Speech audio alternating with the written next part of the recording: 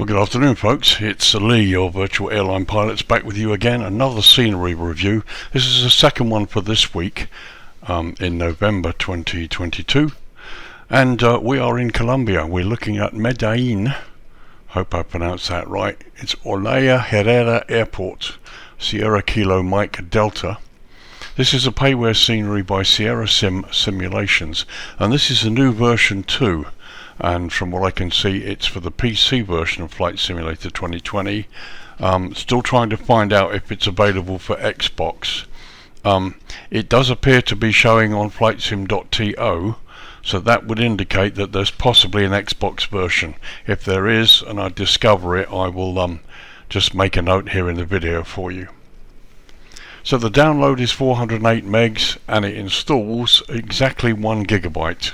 So it's quite a reasonable scenery.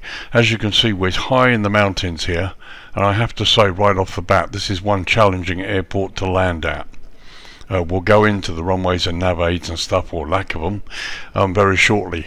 But this is available from Sim Market. It's priced at €11.99, which equates to roughly $11.92 US, or £10.48 UK. US and UK prices are estimates, and they include a tax or VAT, which of course may vary depending on your country of purchase. This is quite an impressive airport. I've had a little look round it. It's a bit different. There are no jetways, there are gates, because this is primarily a regional domestic airport now, since the other airport opened up to international flights. This is now really a domestic regional airport only. And so there's probably no customs or anything like that here. And so they don't have any jetways as such, but they do have like walk-in, walk-out gates. We'll see those in a minute. But just had a look over. It's a beautiful scenery in another stunning location, as you can see, right among the mountains. There are lots of hangars, buildings. There's lots of development too. Control tower is beautifully developed. There are people. And the terminal interior is one of the nicest I've seen, actually. But yeah, it's a really stunning little scenery at a very, very nice price. So as ever, let's get down into the nitty gritty and let's give you a bit of history. There's quite a bit of history behind this airport. So history then. OLAYA HERRERA Airport, Sierra Kilo Mike Delta, is a public/commercial use regional airport located in Medellin, the capital of the Antioquia region. Medellin is Colombia's second largest city after the capital, Bogota. Airport is operated by Grupo Aeroportuario del Sureste. I'm not sure about my pronunciation, but I'll put it up for you. And hosts regional and domestic flights as well as general aviation. The airport features several hangars for charters. Today, the airport is considered the main regional airport of the country due to the large number of scheduled and charter flights that operate to and from the airport.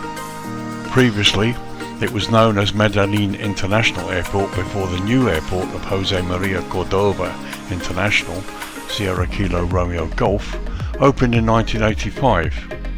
Between them, the two airports handled more than 3.5 million passengers per year, which makes Medellin the second busiest passenger city in Colombia after Bogota. Colombian businessman Gonzalo Mejia saw an opportunity for the development of an airport in Medellin, given that the mountainous topography surrounding the city made land transport to and from the area difficult, and that the nearest airport was in Puerto Barrio. He secured financing from wealthy businessmen, chose the land where the airport sits today, and overcame obstacles imposed by the local government. He founded Uraba Medellin Central Airways, and established it as a subsidiary of Pan American Airways, which at the time had the prospect of becoming the dominant player in global aviation. The airport opened in July 1932 and was named after the then President of Colombia, Enrique OLAYA HERRERA, who had supported Mejia in his idea of an airport in Medellin. In the 1940s, the city was growing rapidly and the new aircraft of the time required better facilities. Therefore, Mejia signed a contract in 1945 for the expansion of the runway and the existing facilities, a work that was completed in May 1947. In the 1970s, the airport was again over capacity and unable to meet demand, so the construction of a new and larger Jose Maria Cordova International Airport in the nearby locality of Rio Negro was announced. This resulted in the closure of OLAYA HERRERA Airport in 1986, a year after the new airport opened, and the reallocation of its land to a park. However, there was huge public demand for the airport to remain open, and in 1991 this airport reopened with its only domestic flights after a ruling by Civil, which is the ruling authority in Colombia. In the same year it closed, the airport saw some improvements as a result of Pope John Paul II's visit to the city in July that year. The visit also inspired the name for the park, which remains on the western portion of the airport grounds, Aeroparque Juan Pablo II. The airport was also one of the mainstays of carrier ACES from that airline's beginnings to its final demise in August 2003. Currently some 5 airlines operate into and out of this airport, and in 2018 the airport handled just over 1 million passengers. So there you go, this place has had quite a history. It's opened and closed, but it's quite an impressive little place. Let's just look at some of the scenery features now.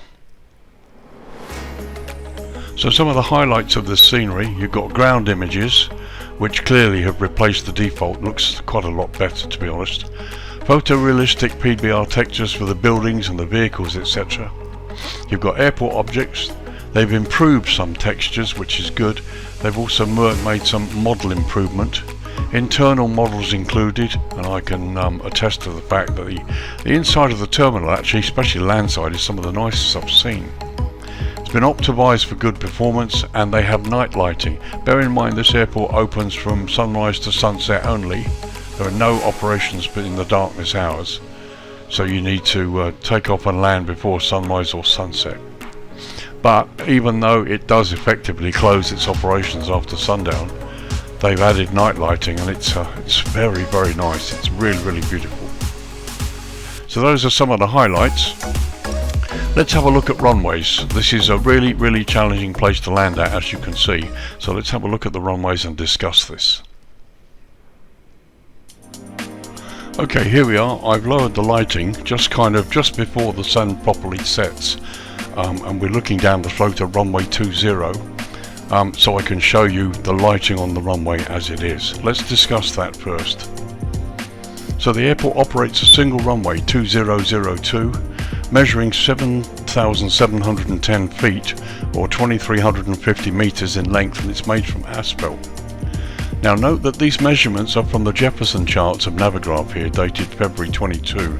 However, official sources put the runway length at 8,202 feet or 2,500 meters. Now this could be, as we're looking at it now, you can see there's a huge displaced threshold at both ends. So it could be the runway landing length is, as I've quoted, 7,700 feet, but the actual runway use, certainly for takeoffs, is the full length at 8,200 feet. That could be the thing. It's difficult to find out.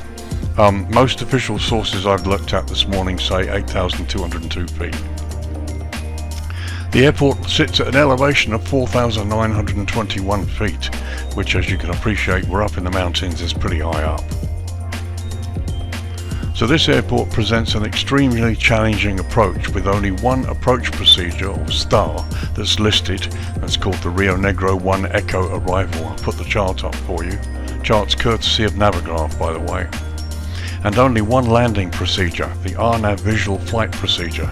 Now it says all runways, but looking at the chart I can't see that you could actually make an approach to the other end, runway 02. It's a bit tight here, looking at the terrain. You would have to literally fly the RNAV procedure, overfly the airport, and be able to make a U-turn, literally, within the confines of the mountains. And I think that's quite difficult. But I may be wrong, I don't know. It's really challenging anyway. So as I said, although the chart states unspecified runway, this procedure really only works for runway 20 landings. The minimum descent altitude, or MDA, for this landing is 8,700 feet, so as I said, it's pretty challenging. Also, the missed approach is quite a challenge too, again due to the mountainous terrain surrounding the airport. So let's talk lighting. Currently, as per the Jeppesen charts, only medium intensity runway lighting and runway end identifier lights are shown as being on the field for each runway end. And they've got it pretty much right. Here's the runway end identifier lighting, and here you've got medium intensity runway lighting, which shows the runway at night. And in addition, I will tell you, they also have blue airfield edge lights and green centerline taxiway lights, so these are fully supported on this airfield. So while we're here, let's go down and have a quick look at runway 02. So what I've done here is I've pulled right back to give you a view of the approach to runway 02 should you ever do this. As you can see, we've got a hill right here, and we've also got significant trees right here. So the approach path going into the touchdown zone there is going to be a fairly good challenge for you, for anybody attempting a landing on 02. I don't know whether I could see a jet coming in this way and making a turn here to make a landing on this runway. Could certainly see it being done on a private aircraft, small GA aircraft certainly. Not so sure about a jet. So let's go a bit closer to runway 02. So once again, 02 here, we're looking down the throat of it.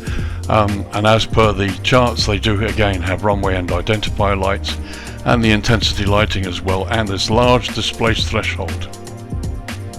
But as you can see, we've got roads here and we've got trees. Now these trees could be a result of scenery issues with a SOBO, or it could be the situation in real life. I'm not entirely certain. But in any event, landing on runway 02 is going to be a real challenge should you ever be in a situation where you'd need to attempt it. So there you go. As I said, I'll put both charts up, the star approach and the approach, the actual RNAV procedure as well. Those charts are courtesy of Navigraph, so thank you Navigraph. I have a subscription there, just to show you just how difficult this is. But anyway, let's get back to the daytime. Let's get down onto the ramp where the aircraft is and have a look at the scenery generally.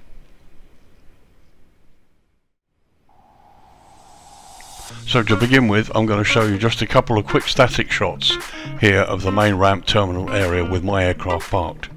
As I said, there are no jetways as such. Here you can see, because this is largely domestic and there's no need for sort of customs or anything, passengers can get off the aircraft and literally walk out through their arrivals, as it were, straight out to their parked cars. So here we're looking at one of the stands with my aircraft parked on it, and as you can see, the quality of modelling, the ramp textures look great. The control tower there is internal modelling, which I'm really pleased about, and just the whole place looks great. The tree foliage, the cars, it all looks really nice.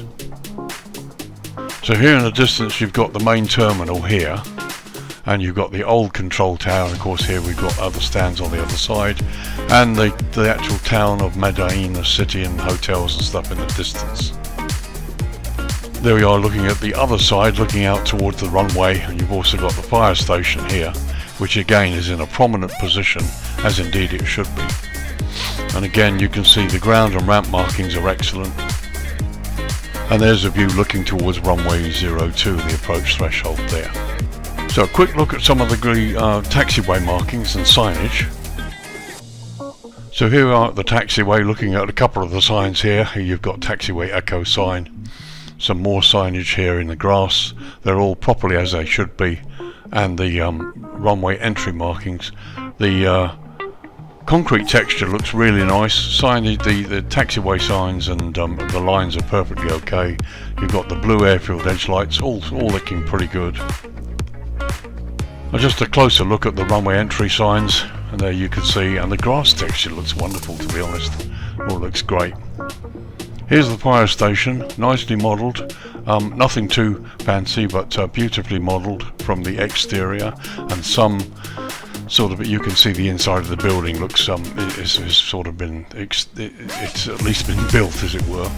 The models are really good, even close up you can read all the details. And the wheels and everything look good. Nothing seems to disappear. And just another view there to show you the same thing. Looks really nice. So we take a quick little run down the taxiway going up to the threshold of runway 20 just to have a look.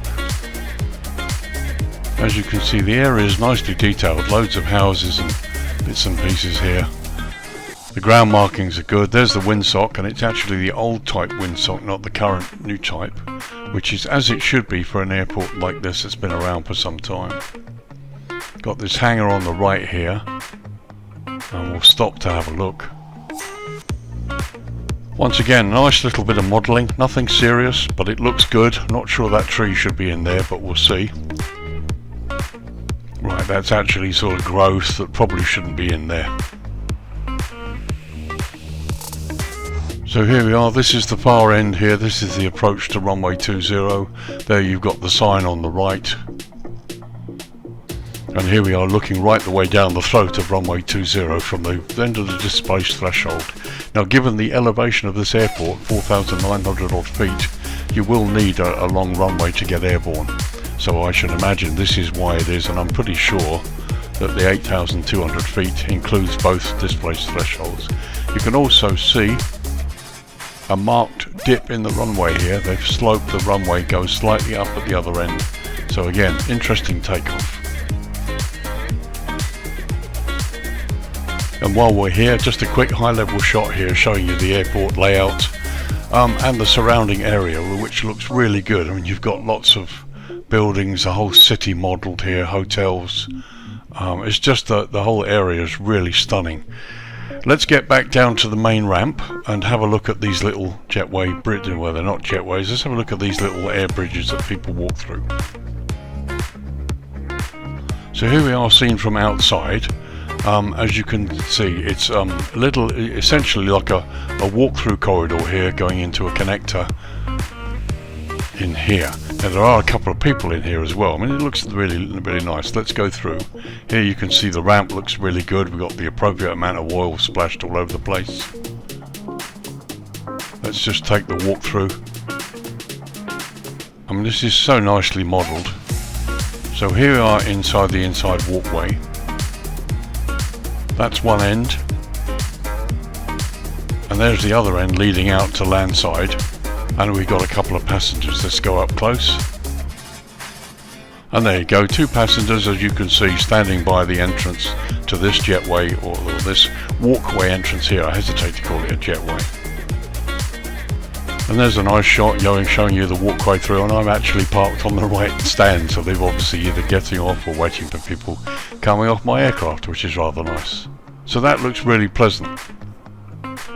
So let's just do a little run through the end of this and see where it takes us. And you'll see what it does. It takes us kind of out to landside, as it were.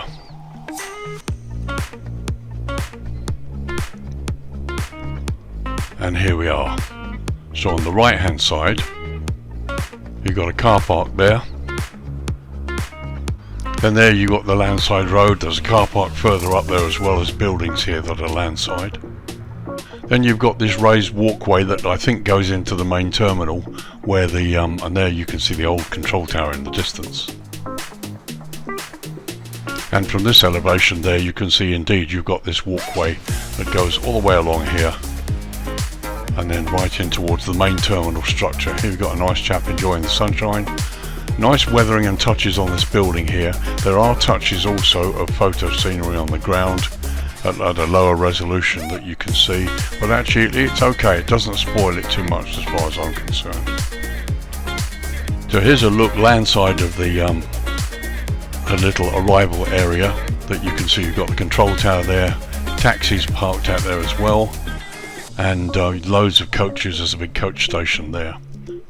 Let's look inside the control tower while we're here. And there, looking from the outside, you can see we have 2 controllers. Let's pop inside.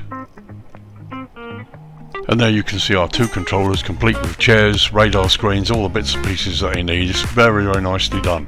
And I like the window effect, which is slightly sort of glazed, to give you this effect as you look out the windows. And there's the view in the other direction. Looks really nice.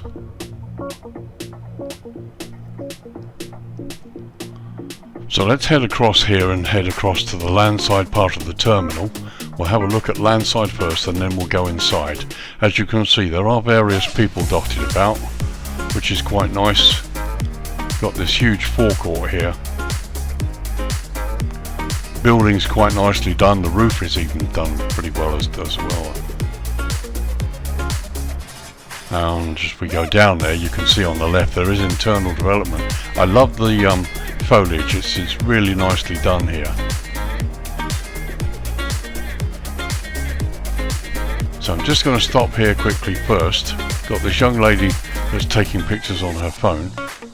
And those of you, the keen-eyed amongst you, will have noticed the Medellin sign on the other side, thinking maybe it's the wrong way round. Well, actually it isn't.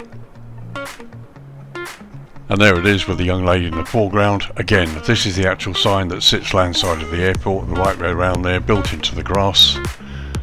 And that looks really quite impressive. So here's the landside road part of the airport itself. You've got the airport sign on top of the route, on the top there.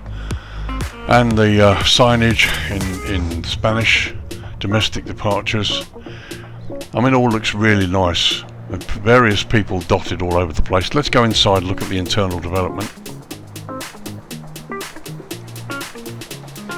So as you can see, the signs are in English and in Spanish, and they're really clear. Let's just go through.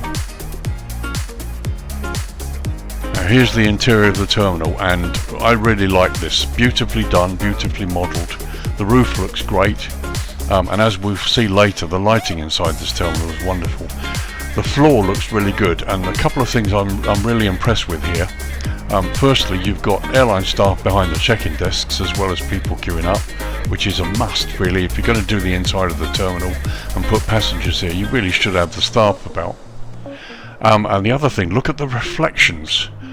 You've got the signs above the check-in desks and they're reflecting in the floor, and that is really, really nice.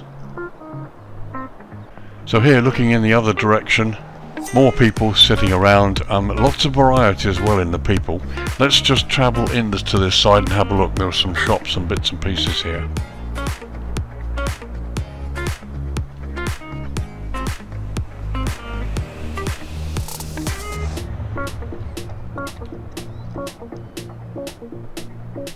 So quick look this side here, you can see what looks like a little vending shop there, and that's really nicely done. Go a bit closer and you can see it still looks real, it still looks good. And then looking at this side, you've got Dunkin' Donuts there, Pizza Hut and Johnny Carl's, which I'm not really familiar with. But again, nice people, really nicely done. The tables and chairs look good. So as you get close, you can see the models look really nice. This young lady looks really good actually. As in terms of a passenger static model, it looks wonderful. And again, Dunkin' Donuts behind, it looks totally believable.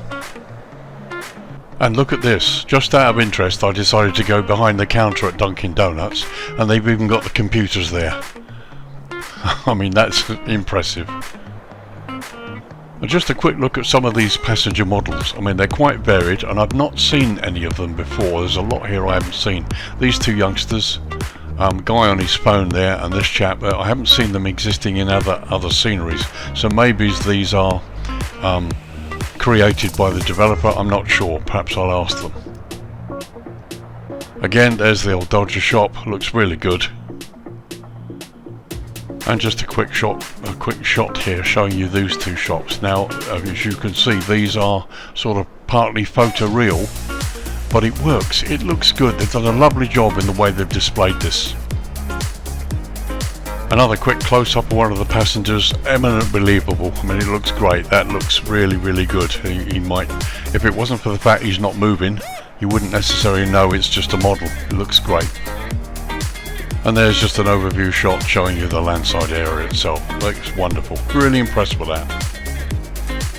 And a quick look from outside here, just above the building. Here you've got this wonderful glass structure, which again has been beautifully modelled, and looking through you can see the interior with the passengers inside, and I mean that looks really good. So just a very quick tour over the top of the landside area to look at the building structure and what else is here. Again, I mean this just looks nicely modelled. We got taxis there. Here's the other end of the terminal. These are the mobile cars, the Asobo cars, which don't really work very well. But again, nice modelling, some photo ground here. Just a quick look back in the other direction. As you can see, the building model is top notch. It's very, very good. So as we travel back towards airside, we come to what looks like the old control tower. Let's just have a look, see if there's anything in there. But the quality of modelling, the foliage as well, the palm trees, and it all looks really nice. Really pleased with it. I don't think there's anything in here. No, okay, so the interior of the old tower is not modelled. So here's this airside walkway. As we come back to where my aircraft is. All in all, it's a lovely place. It's really nicely modelled, excellent quality.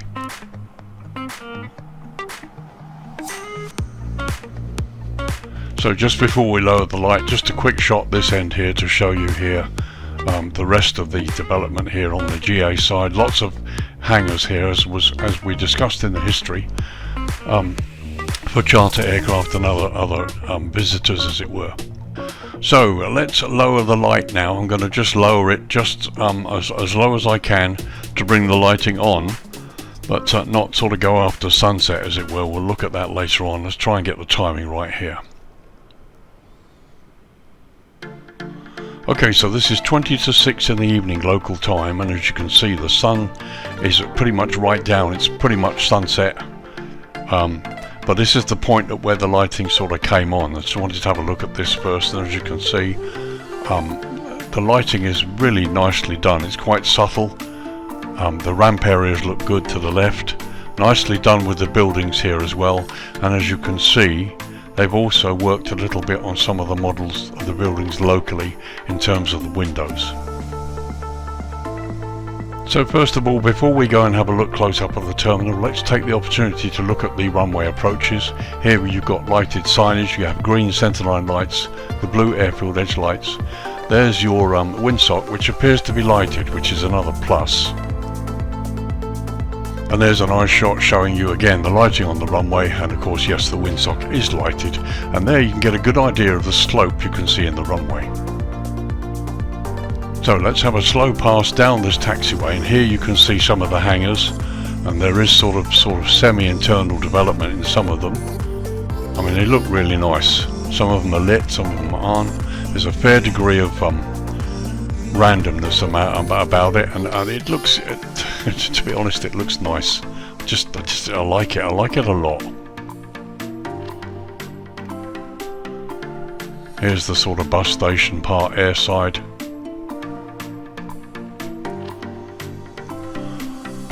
And here's the general aviation parking area. I mean, this really does look nice. The lighting is beautifully done.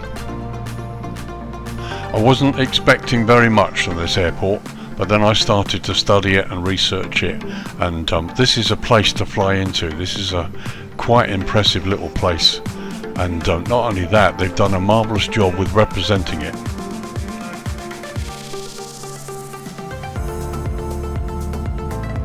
Coming up on the fire station, and again, beautiful subtle lighting there.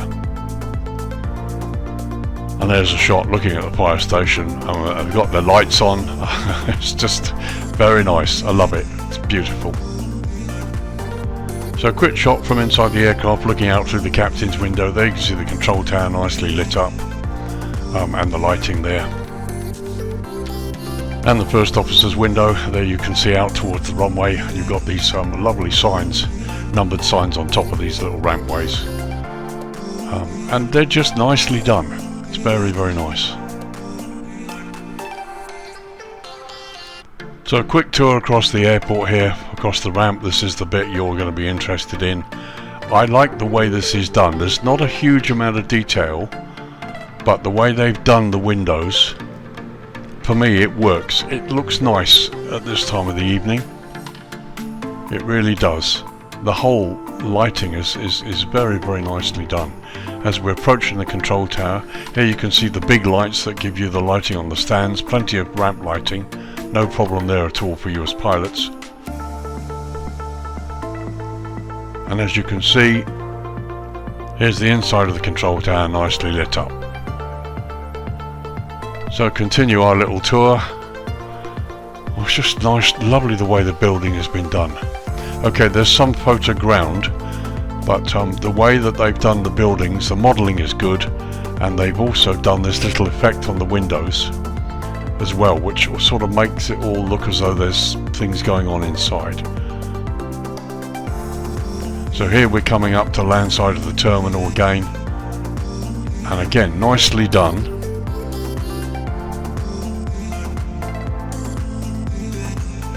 Just trying to model the drone here so you can get a really nice effect, as it were. Let's go in through the windows, and here you can see inside, lovely lighting. There really is no problem with it at all. And again, I really like the passenger models, and again you've got this beautiful reflections on the floor there. Let's head out through the terminal.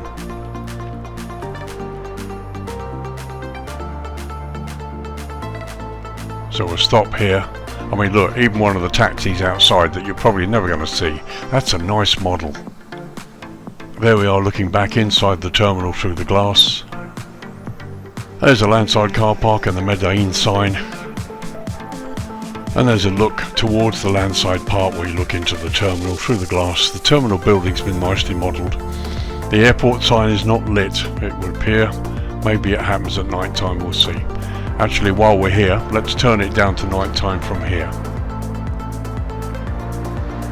Okay, just before 8 PM local time, and the airport's officially closed now to any flight operations. But as you can see, the lighting is lovely. The terminals looks really good. Can't really understand why the airport sign isn't lit on top of the building there. There's our young lady with the Medellin sign behind her. And there's a look across the ramp from landside. I mean, it looks pretty good. Let's take a wander at the airside across the ramp and have a look at the lighting for the pilots among you.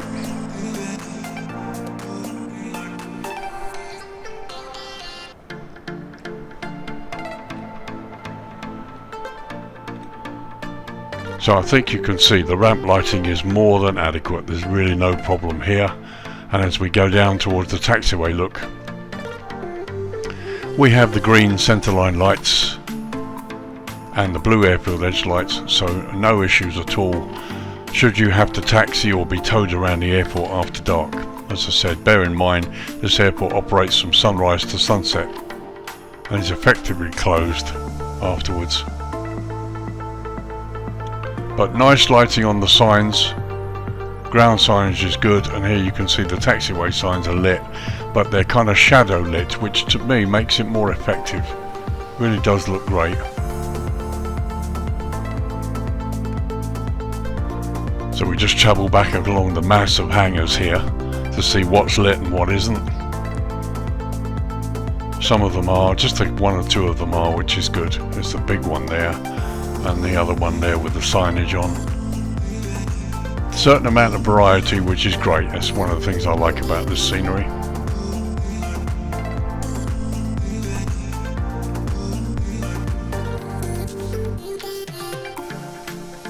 And as you can see, going right up to the end of the runway, no problem at all.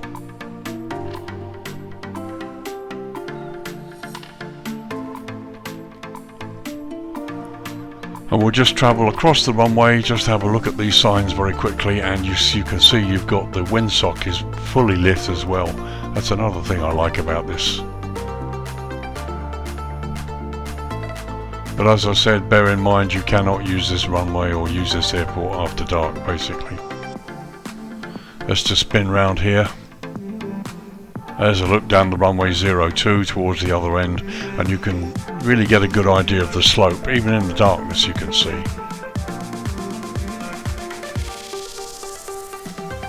So as we come up to a higher elevation here, you get an overview of the airport at night, and it looks beautiful. Probably the best you can hope for here is helicopter operations at night, but I don't think really they allow any operations at night after sunset anyway. And that's the official line. But anybody who wants to try doing the RNAV GPS approach into this at the night time, well, it's going to be a challenge for you. So let's bring the dawn up. So now 5:50 AM in the morning, and the sun's about to come up, and the airport operations will kind of start. Probably start about 6 AM, I should think.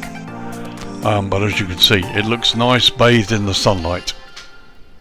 We've still got the last vestiges of the airfield lighting, which is nice. It's really, really good here. I like it. Okay, 7 AM, and here you can see the airport in its full capacity here, bathed in the early morning sun, and it's time to give you my thoughts and my conclusions. Do I like it? Yes, I like it very much. This is one of the nicest little sceneries I've come across. Thanks to Sierrasim Simulations for sending me a copy. I didn't buy this, they sent it to me for a review. Very kind of them, so my thanks for them. And as often though, as I've said before, little disclaimer, my thoughts and comments are my own. They've not been influenced by the developer in any way. But I think this is a lovely little scenery.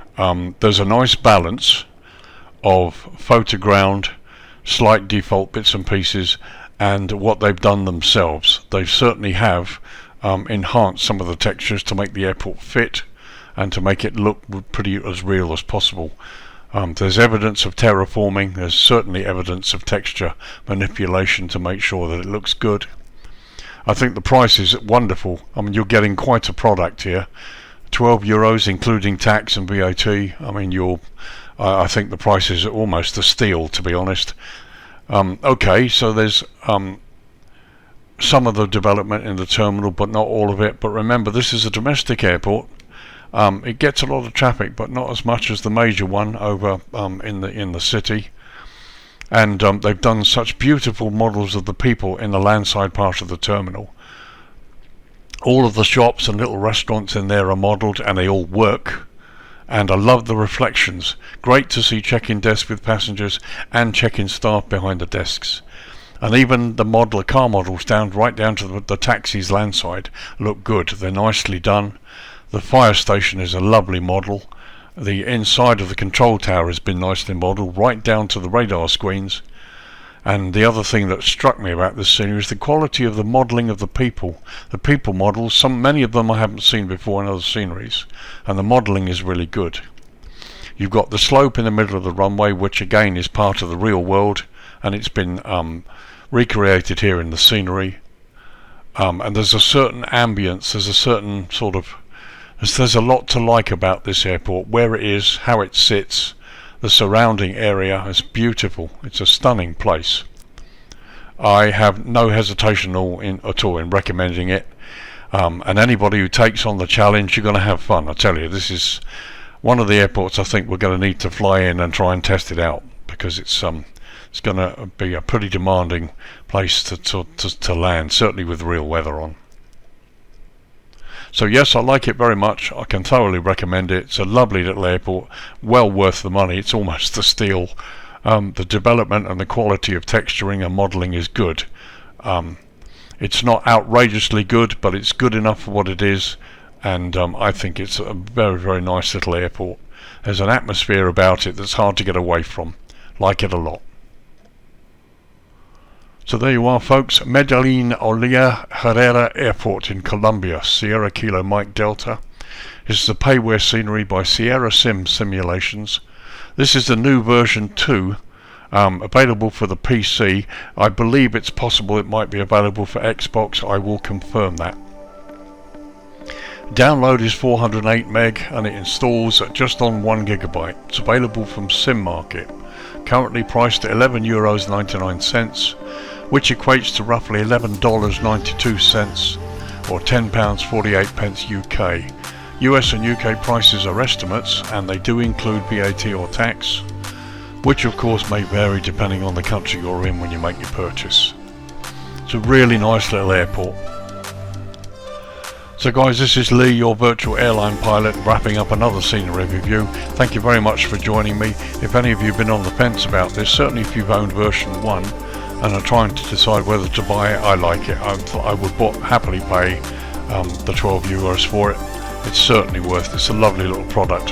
So congratulations to Sierrasim Simulations for manufacturing this as a beautiful little airport. So thank you very much for joining me on this review. As ever, I respond to all and any comments, so if you want to talk to me about this or any other of my reviews, I've got over 300 reviews up now, so I'm happy to respond. Let me know your comments in the comments below. Take care guys, I will see you in the next review set. Take care now, bye bye.